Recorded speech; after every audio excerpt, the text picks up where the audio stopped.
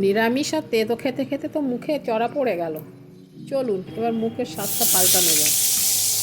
তাই মুখের স্বাদ পাল্টানোর জন্য বেগুন বাটার ঝাল নিয়ে চলে এসেছি। একটা গোটা বেগুনকে 4 ফালি করে নিয়েছি, তারপর নুন হলুদ মাখিয়ে ভেজে নিয়েছি। লুচির পাতে খাওয়ার জন্য বোটা শুদ্ধ বেগুন যেভাবে কাটা হয়, আমিও ঠিক তেমনি বেগুনটাকে ওইভাবেই কেটেছি। বেগুন ভাজা হয়ে গেলে ওই তেলে শুকনো লঙ্কা আর কালো জিরে ফোড়ন দেব।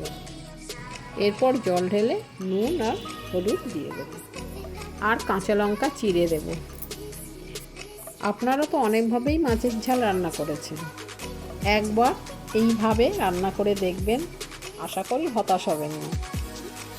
শুধু সর্ষে আগে গুঁড়িয়ে নিয়ে জল দিয়ে পেস্ট করে নিয়েছি। এই পেস্টটা শুধু সর্ষে, আর এছাড়া আমি কোনো মশলা ব্যবহার করিনি। জলটা ফুটে উঠলে সর্ষে বাটাটা দিয়ে দেব।